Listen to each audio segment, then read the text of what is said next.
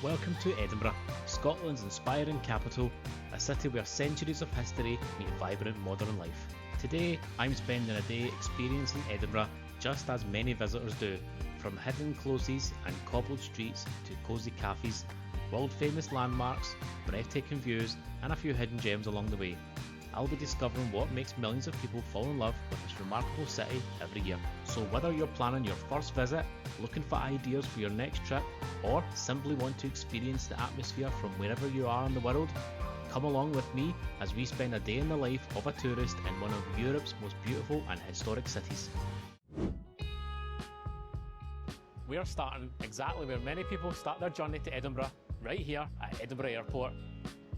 If you're arriving into Edinburgh by air, getting into the city centre is quick and straightforward. The tram runs directly from the airport to Princess Street in around 30 minutes, making it one of the easiest and most popular options for visitors. You can purchase your ticket from the machine just outside the airport or use the app and purchase in advance with a small discount. Trams are every 7 minutes, with the first one operating at 5:20am and the last one finishing at 10:52pm. One of the things I really like about Edinburgh is how easy it is to explore on foot. Many of the city's most famous attractions are within walking distance of each other, so you can take your time, soak up the atmosphere and discover plenty of hidden gems along the way.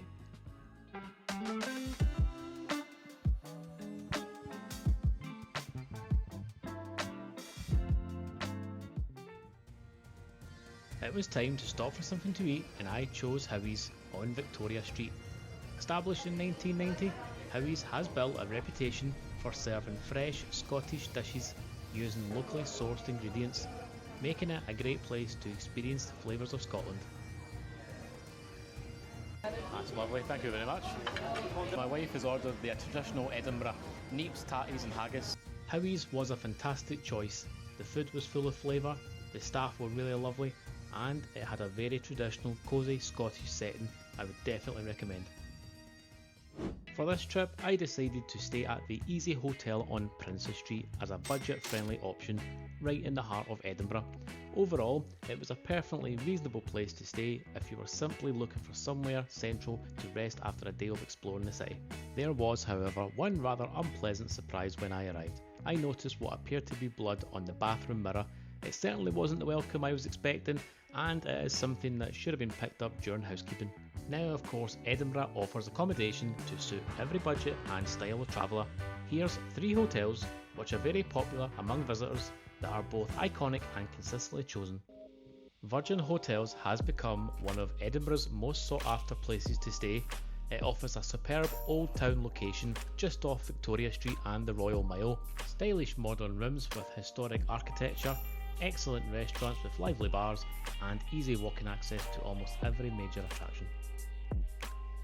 Originally a Grand Victorian Railway hotel, the Caledonian occupies one of the best positions in the city at the west end of Princess Street. It has incredible Edinburgh Castle views, a renowned spa and indoor pool, walking distance to Princess Street, the Grass Market and the castle, and it's a favourite with both tourists and business travellers. The Balmoral is arguably Edinburgh's most famous hotel and one of Scotland's most recognisable landmarks. Sitting beside Waverley Station at the east end of Princess Street, it's famous for its iconic clock tower overlooking the city, and it also had J.K. Rowling finishing Harry Potter and the Deathly Hallows in one of its suites. It has luxury rooms, Michelin-starred dining and exceptional service, a perfect location for Edinburgh Castle, the Royal Mile and Princess Street.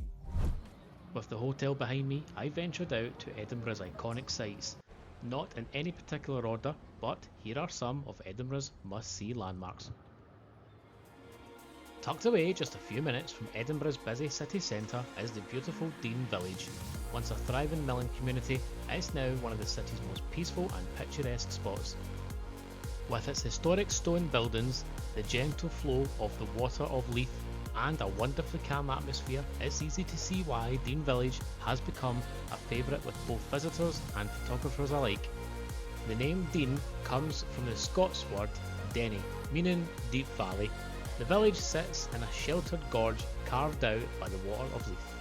Look closely and you'll spot carved bakers' symbols. Some buildings feature crossed bakers' paddles, a reminder that the village once produced much of the flour used by Edinburgh's bakers. And did you know it almost disappeared?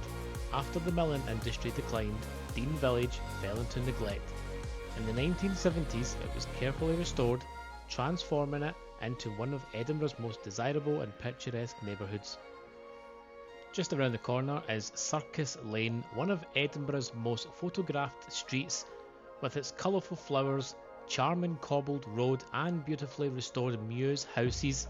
It's easy to see why this hidden gem has become a favourite for both locals and visitors. It's a peaceful little corner of the city that's well worth taking a few moments to enjoy. Now, Circus Lane wasn't built as a residential street. It was originally constructed in the early 1800s as a row of stables and coach houses for the wealthy families living in the grand Georgian homes of the nearby Royal Circus. Grooms and other household staff also lived here. Now, you'll also be interested to know that the flowers aren't maintained by the city. Much of the lane's famous floral display is cared for by the residents themselves, helping to give the street its distinctive charm.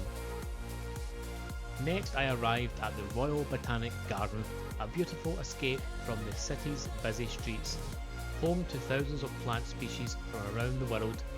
It's a peaceful place to slow down, enjoy the scenery, and take in some of the finest gardens in Scotland.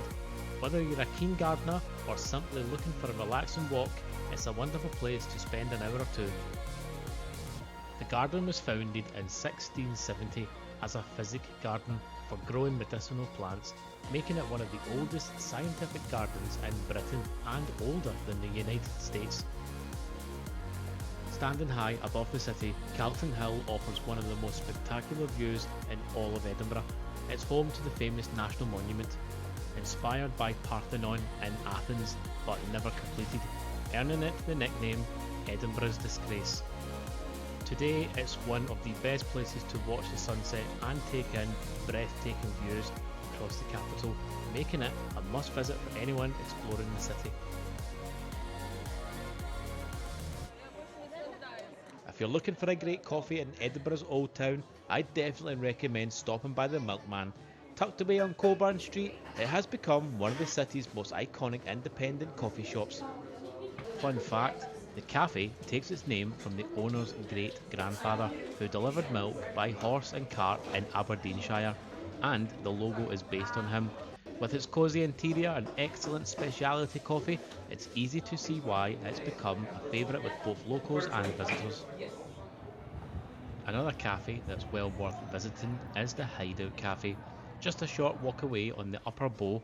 It may be small, but that's part of its charm, known for its cosy atmosphere, quality coffee and homemade food.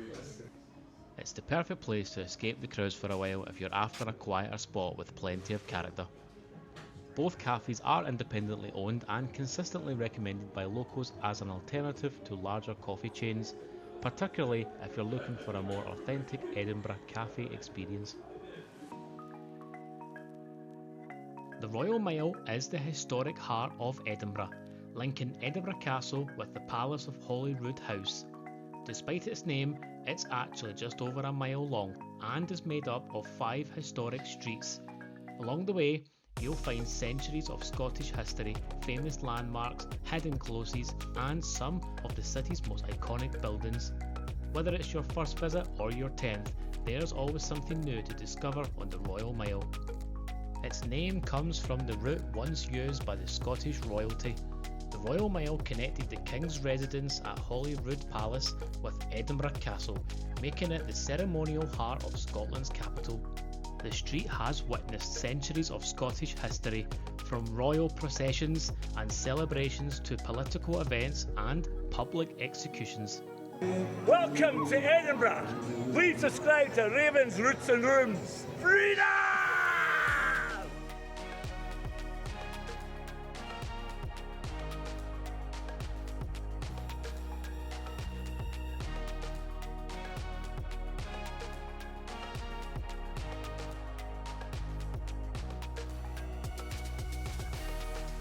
Towering above the city on Castle Rock, Edinburgh Castle is Scotland's most iconic landmark. and one of the country's most visited attractions. I'll be giving you a quick look today, but if you would like to see the castle in much more detail, I've created a dedicated Edinburgh Castle tour, where I explore the history, highlights and everything there is to see.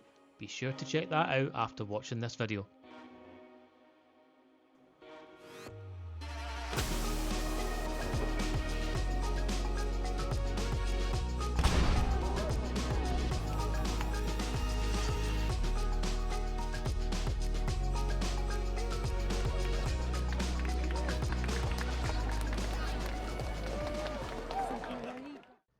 What if I told you that one of Edinburgh's greatest legends isn't a king, a queen or a famous warrior, but a little Skye Terrier? Behind me stands Greyfriars Bobby, a dog whose remarkable story of love and loyalty has been shared for more than 150 years. It's a tale that has touched millions of people around the world and turned this quiet corner of Edinburgh into one of the city's most treasured landmarks. So let's step inside Greyfriars Kirkyard and discover why one small dog left such a lasting mark on Scotland's history. After his owner, John Grey, died in 1858 and was buried in Greyfriars Kirkyard, Bobby reportedly stayed by his grave until his own death in 1872. The story became a symbol of loyalty and devotion. Although dogs couldn't officially be buried inside the kirkyard, Bobby was buried just inside the gate near the keeper's lodge. Today, visitors leave sticks, tennis balls and flowers at his grave. Bobby once wore a collar presented by the Lord Provost of Edinburgh after a law required dogs to be licensed. The collar ensured Bobby would be cared for and allowed to roam the city freely. This loyal Skye Terrier is said to have spent 14 years watching over his owner's grave, becoming a symbol of unwavering devotion. We are reminded that some of history's greatest stories aren't about wealth, power or fame, they're about love, loyalty and never giving up on those who matter most. Whether every detail of Bobby's story is fact or legend, the message has endured for generations. True loyalty leaves a mark that time can never erase. So if you ever find yourself walking through Edinburgh, take a moment to stop here, not just to see a famous statue, but to remember that the smallest lives can leave the biggest footprints on our hearts.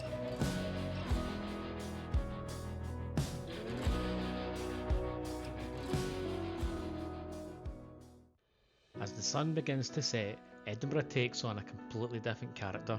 The historic streets are illuminated by warm lights, the city's famous landmarks become even more dramatic, and there's a real buzz as people head out to enjoy the evening.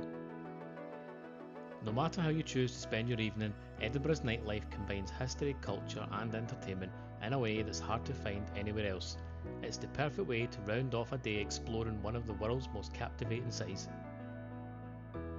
If you're looking for somewhere to unwind after a day exploring Edinburgh, I definitely recommend stopping by St Vincent Bar. It has a warm, relaxed atmosphere and sits right on the corner of Circus Lane. Quiet, cosy and a great choice of drinks. After an early start to the day, it was definitely time for breakfast and I decided to stop by Larder. I went for a traditional Scottish breakfast. Alongside favourites like bacon, eggs and sausages, it often includes tatty scones and Lorne sausage, also known as square sausage. These are the Scottish staples that have been enjoyed for generations and are something every visitor should try at least once. So if you're looking for somewhere to enjoy a quality breakfast in Edinburgh, I'd happily recommend giving Larder a try. There's something special about Edinburgh in the early morning.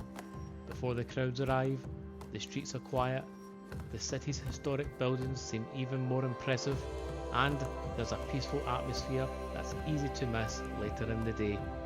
It's the perfect time to wander, take it all in, and enjoy seeing the city at its calmest.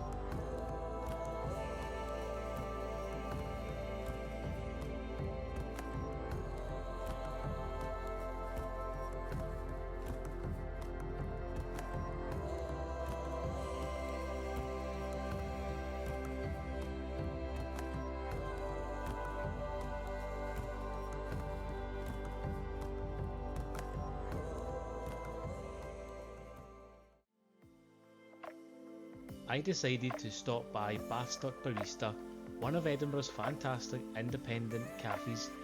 It might have a bold name, but behind it is a welcoming little coffee shop serving excellent specialty coffee in a relaxed atmosphere.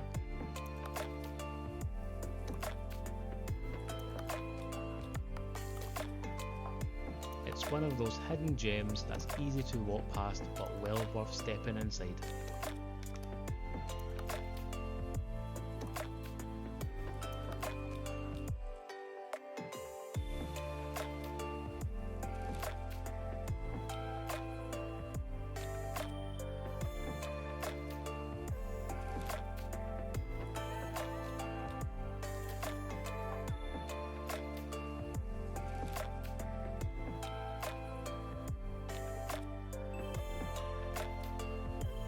The news steps are often overlooked by visitors, but they do have a fascinating history.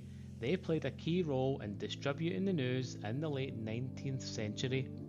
Freshly printed newspapers were carried down these steps to the nearby Waverley station, where they could be loaded onto trains and distributed across Scotland. You'll notice hundreds of padlocks covering the railings. These are known as love locks, left by couples from all over the world.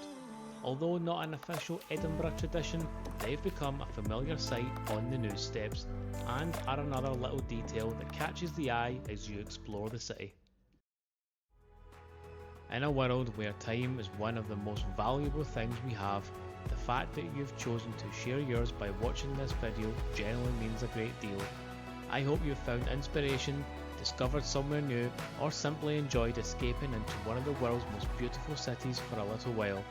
Until next time, wherever your journey takes you, thank you for watching, and bye for now.